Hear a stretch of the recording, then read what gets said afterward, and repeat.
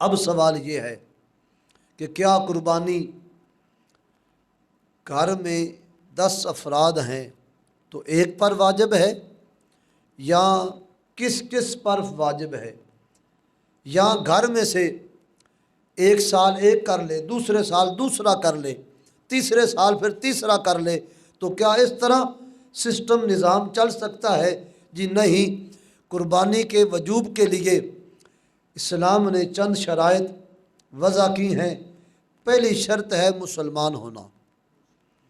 کافر ہو تو اس پہ قربانی نہیں ہے، مسلمان پہ قربانی واجب ہے۔ دوسری ہے مالدار ہونا، کہ اتنا مال جتنا اسلام نے قربانی کے لیے متعین کیا ہے وہ مال اس کے پاس ہو تو پھر قربانی واجب ہے۔ تیسری شرط ہے بالغ ہونا، نابالغ پر قربانی واجب نہیں ہے۔ اور چوتھی شرط ہے مقیم ہونا،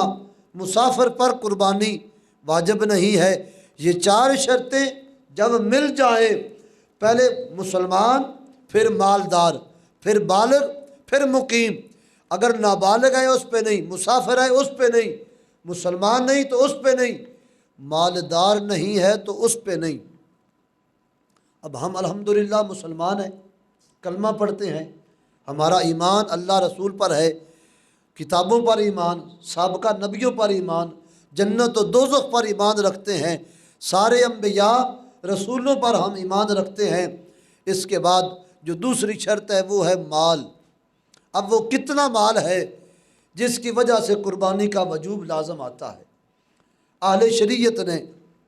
وہ نصاب کم درجے کا رکھا، حاجت اصلیہ کے سوا۔ جس بندے کے پاس کوئی تقریباً 82,000 کے لگ بھگ عید کے 3 دنوں میں 10 کو 11 کو 12 کو 82,000 کے لگ بھگ رقم موجود ہے، حاجت اصلیہ کے سوا اس پر قربانی واجب ہے۔ عورت پر بھی واجب ہے، مرد پر بھی واجب ہے، بچے پر بھی واجب ہے اور بیٹی پر بھی واجب ہے۔ اس کی صورتیں اب کیا ہیں کہ عورت کے پاس زیور ہے 2 تولے یا 1 تولہ،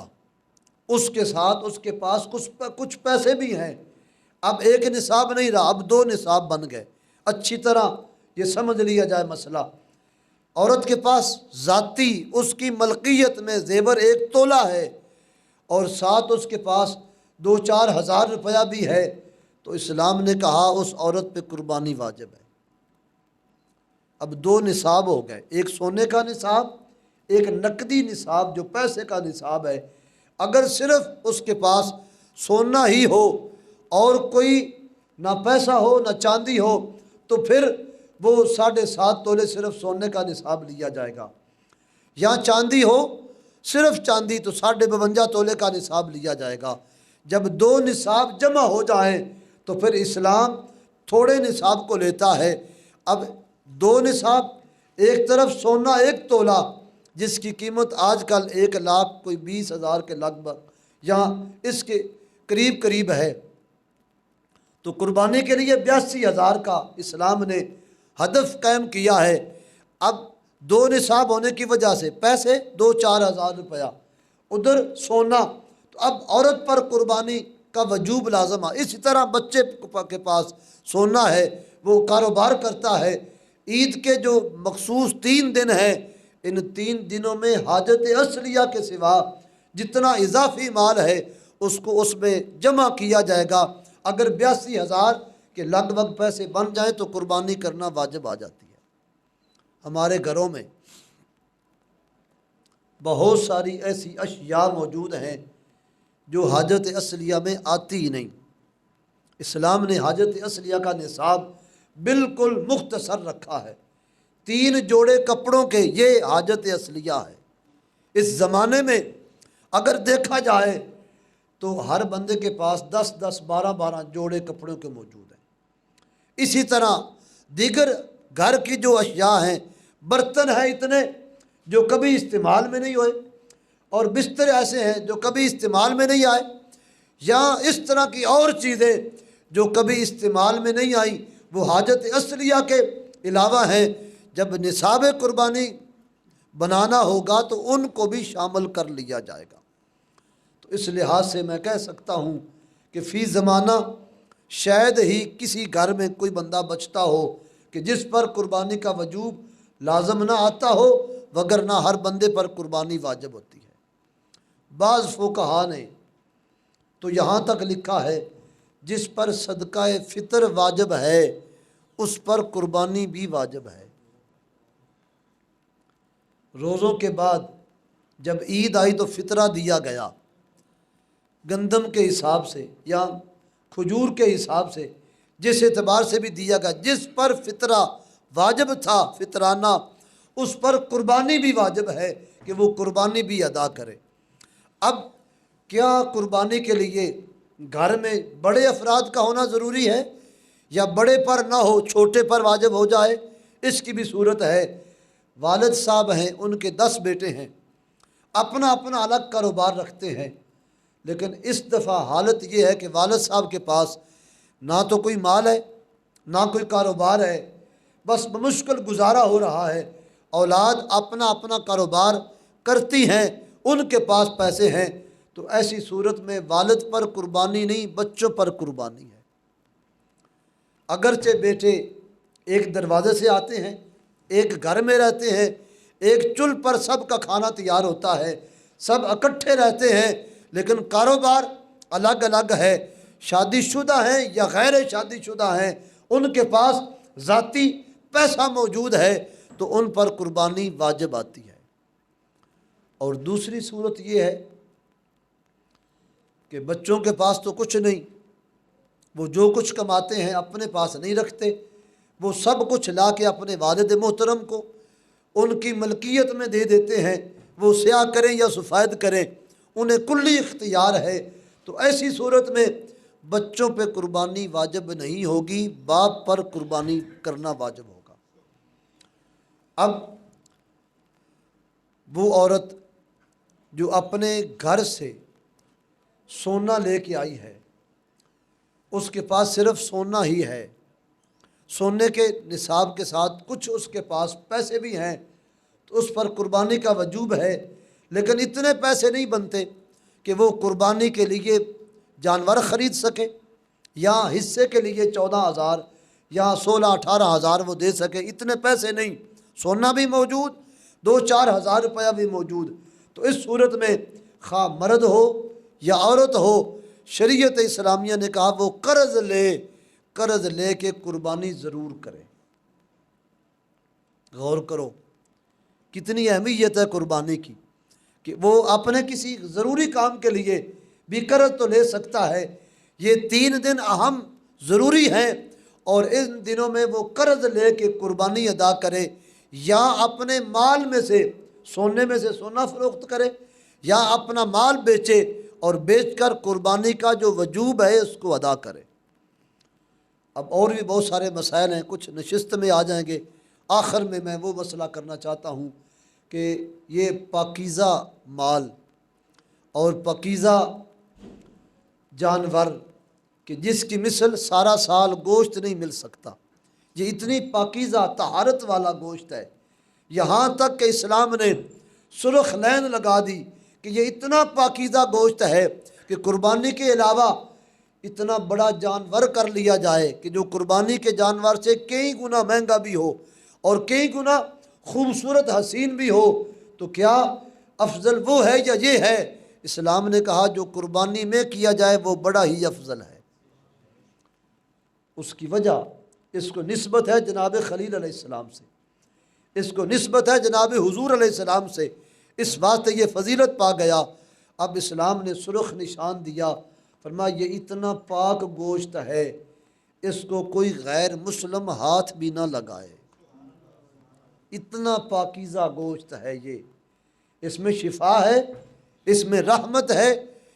کتب احادیث میں مفسرین نے تخریج کرتے ہوئے لکھا ہے کہ قربانی کرنے والے کو قربانی محتاج نہیں کرتی بلکہ غنی کر دیتی ہے۔ قربانی کرنے والا جب قربانی کرتا ہے اللہ اس کے مال میں برکت عطا کرتا ہے، اس کی غربت دور ہوتی ہے، اللہ اس کو مالدار کر دیتا ہے۔ اب آخر میں قربانی کا وہ مسئلہ کہ ذبح کرنے کے حوالے سے جو تحفظات ہیں وہ کتنے اہم ہیں۔ قربانی کے دنوں میں کثرت قربانی کی وجہ سے ذبح کرنے والے بندے کم پڑ جاتے ہیں، گوشت بنانے والے بھی بمشکل بندے تلاش کرنے کے بعد ملتے ہیں۔ اب اس صورت میں کہ وہ بندے بھی جو غیر مسلم ہیں، جن کا عقیدہ نہیں ٹھیک، جن کا کوئی مذہب اور ہے، جن کا کلمہ کوئی اور ہے، وہ بھی قربانی کے دنوں میں دیہڑی لگانے کے چکر میں، پیسے بنانے کے ماحول میں، وہ بھی اپنے ہاتھ میں چھرا لیے، مونڈے پہ منڈی رکھے، گلی بازار میں آواز دیتے کہ ہم سے قربانی کروا لو، ہم گوشت بناتے ہیں، تو یاد رکھنا غیر مسلم کا ذبیحہ مردار ہے، صرف حرام ہی نہیں مردار ہے۔ شریعت والوں نے بتایا کہ غیر مسلم اس سے مراد وہ ہے کہ جس کا کلمہ تیرے کلمے سے ٹکرائے، جس کا عقیدہ تیرے عقیدے کے ساتھ نہ ملے، جس کا عقیدہ کسی اور رنگ میں ہو، تیرا عقیدہ کسی اور رنگ میں ہو، وہ میچنگ نہ ہو سکے، تو اس کا ذبیحہ وہ چڑی ذبح کرے تب بھی مردار ہے، مرغی ذبح کرے تب بھی مردار ہے، یا اونٹ کو ذبح کرے تب بھی وہ مردار ہے۔ تو پہلا مسئلہ اس اعتبار سے یہ ذہن میں بٹھا کے جائیں کہ ذبح کرنے والا مسلمان صحیح العقیدہ ہو تو وہ جانور ذبح کرے تو تب جانور حلال ہو سکتا ہے، وگرنہ مردار ہو جائے گا۔ یہ احتیاط شادی بیاہ کے موقع پر بھی، مہمانوں کے آنے پر بھی، اپنا گوشت کھانے پر بھی، یہ احتیاط ہر موقع پر ضروری ہے مسلمان کے لیے۔ غیر مسلم کے لیے یہ احتیاط نہیں، کیوں؟ ہم غلام ہیں رسول پاک کے، اللہ رسول کے پابند ہیں، اس واسطے ہمارے لیے اسلام نے یہ قانون دیا کہ تم ذبح شدہ جانور وہی حلال تمہارے لیے ہو سکتا ہے جو کسی مسلمان نے کیا ہو، غیر مسلم نے کیا تو اس کا ذبیحہ مردار ہے، وہ جائز نہیں ہے۔ آپ پوچھ سکتے ہیں اہل کتاب، تو میں کہوں گا اہل کتاب اس زمانے میں نہیں ملتا۔ اگر کوئی اہل کتاب مل جائے جس کا عقیدہ سابقین انبیاء پر ٹھیک ہو، اللہ کے بارے میں اس کا عقیدہ درست ہو، عیسیٰ علیہ السلام کو وہ اللہ کا نہ بیٹا مانتا ہو، نہ عزیر علیہ السلام کو اللہ کا بیٹا کہتا ہو، حضرت مریم کو اللہ کی بیوی نہ کہتا ہو، عیسیٰ علیہ السلام کو رسول برحق مانتا ہو، ان کی تعلیمات پر وہ صحیح ایمان رکھتا ہو، تو تب جا کے وہ اہل کتاب صحیح ملے گا۔ پر ہمارا دعویٰ ہے پوری کائنات میں اس عقیدے کا کوئی اہل کتاب اب موجود نہیں ہے، کیوں؟ اس واسطے کہ جب عیسیٰ علیہ السلام کی تعلیمات یہ تھی کہ میں جا رہا ہوں اس جہان سے آسمانوں پر، میں جو پیغام دینے آیا تھا، 33 سال کی عمر میں جناب عیسیٰ روح اللہ نے، یہ کلمۃ اللہ نے خطاب کیا، 30 سال کی عمر میں، 33 سال کی عمر میں آسمان پہ چلے گئے، 30 سال کی عمر میں یہ آپ کی آخری خطابات میں سے ایک خطاب ہے، کہا اب میں جس کی بشارت دینے آیا تھا میں وہ بشارت دے کے جا رہا ہوں، اب میرے بعد کوئی نہیں، وہی آئیں گے، نجات والا وہی ہوگا جو ان کی پیروی کرنے والا ہوگا۔ تو جب عیسیٰ علیہ السلام نے یہ پیغام دے دیا تو اب اہل کتاب کہاں رہے کہ جن کے عقیدوں میں تزلزل آ گیا، جن کے عقیدے بگڑ گئے، تو لہٰذا مسلمان صحیح العقیدہ ہو تو وہ ذبح کرے تو اس کا جانور ذبیحہ حلال ہو سکتا ہے، اگرچہ گناہگار ہی ہو، کوئی حرج نہیں، کوئی نیکوکار کرے تب بھی ٹھیک ہے، گناہگار کرے تو تب بھی اس کا ذبیحہ حلال ہی سمجھا جائے گا۔ پہلی تو یہ شرط ہے۔ دوسری شرط یہ ہے کہ ذبح کرنے والا ذبح کو کرنا جانتا ہو۔ حضور علیہ السلام نے جو طریقہ خود بتایا، آقا کریم علیہ السلام اہتمام کے ساتھ جانور کو قبلہ روز لٹاتے اور اس کے جو کندھا ہے اس کے اوپر حضور پاک اپنا پاؤں مبارک رکھتے، اس کا منہ قبلہ کی طرف کر کے اور بسم اللہ اللہ اکبر کہتے ہوئے حضور پاک علیہ السلام اللہم تقبل من محمد یہ دعا پڑھتے ہوئے قریب آقا علیہ السلام بسم اللہ اللہ اکبر کہنے سے جانور کو ذبح فرماتے۔ جب ذبح ہو جاتا، امام شافعی نے یہاں سختی فرمائی ہے، وہ فرماتے ہیں کہ جس کا جانور بوقت ذبح قبلہ کی طرف سے رخ پھر جائے وہ مکروہ تحریمی کے قریب چلا گیا ہے۔ حضرت امام اعظم ابو حنیفہ نے بھی اس کو مکروہ لکھا ہے کہ جو جانور قربانی کا یا دوسرا جانور ذبح کے وقت قبلہ رخ نہ کیا جائے تو اس کا ذبیحہ میں کراہت داخل کر دی گئی ہے، اس واسطے کہ نبی پاک علیہ السلام نے اہتمام کے ساتھ جانور کو ذبح کرتے ہوئے قبلہ کو رخ فرمایا ہے۔ اب مجھے غور کرنا ہوگا کہ میں بیٹے کے لیے اہتمام کر رہا ہوں، مہمانوں کے لیے، بیٹے کے لیے عقیقے کا اہتمام، شادی کا ولیمہ اہتمام، مہمانوں کے لیے گوشت کا انتظام، لیکن کرنے والے کا جو مہربان دکاندار ہے اس کی دکان کا رخ کسی دوسری جانب ہے، قبلے کی مخالف سمت پہ، تو وہ کوشش نہیں کرے گا کہ میں ذرا اپنے آپ کو سمت قبلہ کی طرف کروں، وہ جدھر آئے ادھر ہی وہ جانور ذبح کر دے گا، تو ہم یار لوگ تو کھا لیں گے، ہمیں کیا ضرورت ہے مسئلہ پوچھنے کی، یا کیوں ہم مسئلہ پوچھیں کہ ہم تو تردد میں پڑ جائیں گے۔ صاحب، اسلام نے مسلمان کو پاکیزہ ماحول مہیا کیا ہے۔ دوسری شرط یہ ہے کہ مسلمان کے بعد وہ شرائط قربانی ذبح کرنے کی جانتا ہو، کہ وہ ناڑیں جن کا کاٹنا ضروری ہے، وہ 4 ناڑیں ہیں، خوراک والی اور سانس والی۔ خوراک والی ادھر ہے، سانس والی ادھر ہے، اور اس کے ساتھ ساتھ 2 ناڑیں ہیں، ان کا ذبح کرنا وہ جانتا ہو تو پھر جانور حلال ہوتا ہے، وگرنہ مردار ہو جائے گا۔ اس کے آگے پھر قربانی کے گوشت کے حوالے سے کچھ مسائل ہیں، اور پھر ایک مسئلہ جانور کے حوالے سے یہ بھی بہت ضروری ہے کہ آج کل جو ظلم جانوروں کے ساتھ کیا جاتا ہے وہ بھی قابل تلافی نہیں۔ اسلام نے، میرے پاک مذہب دین میں، ایک انسان کے حقوق بھی بیان کیے، حضور انور صلی اللہ علیہ وسلم نے جانوروں کے حقوق بھی بیان فرمائے۔ اب جانوروں کو دوائیاں کھلا کے، گولیاں کھلا کے، ٹیکے لگا کے فربہ موٹا کیا جاتا ہے، اور دیکھنے والا اس کی خوبصورتی کو دیکھ کے اور قربان ہوتا ہے کہ اتنا حسین، اتنا فربہ موٹا اور اتنا خوبصورت، حالانکہ وہ یہ نہیں جانتا کہ اگر یہ جانور ذبح ہو گیا، اس کا گوشت کھایا تو اس کے کھانے سے شفا نہیں، بیماری پیدا ہوگی۔ جس جانور نے دوائیاں کھائی ہیں، ٹیکے لگے ہیں جس کو، تو یہ ہمیں ضروری ہے کہ ہم جانور کو خریدنے سے پہلے یہ ذرا چیک کر لیں۔ کئی جانور اتنے موٹے دوائیاں دے کے ان کی یہ نیچے والی جو جھانجر ہے یہ زمین سے لگ رہی ہوتی، سوال ہی پیدا نہیں ہوتا کہ جانور کو صحیح طریقے سے پالا جائے، وہ خوبصورت بھی ہوگا اور موٹا بھی ہوگا، لیکن جانور میں اتنا ڈلکاؤ نہیں ہوگا کہ جو حسب عادت ہو، اور حسب عادت جو جانور اس طرح ہو، سمجھ لینا کہ اس میں کوئی گڑبڑ ضرور ہے۔ اور پھر ایک مسئلہ یہ بھی ضروری ہے کہ جہاں اجتماعی قربانیاں ہوتی ہیں، شہر کا ماحول ہے، ہر بندہ اپنے گھر میں قربانی رکھنے کے انتظامات نہیں رکھتا، پرابلم ہے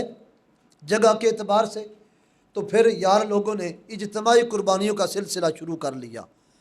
لیکن وہاں جتنی بے احتیاطی برتی جاتی ہے اور کئی بار دھاندلی بھی کی جاتی ہے کہ کوئی لحاظ نہیں رکھا جاتا، نہ عقیدے کا، نہ مال کا، نہ کسی اور پروگرام کا، بس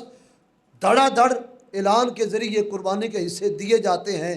اگر ایسا ماحول ہو جہاں احتیاط نہ برتی جائے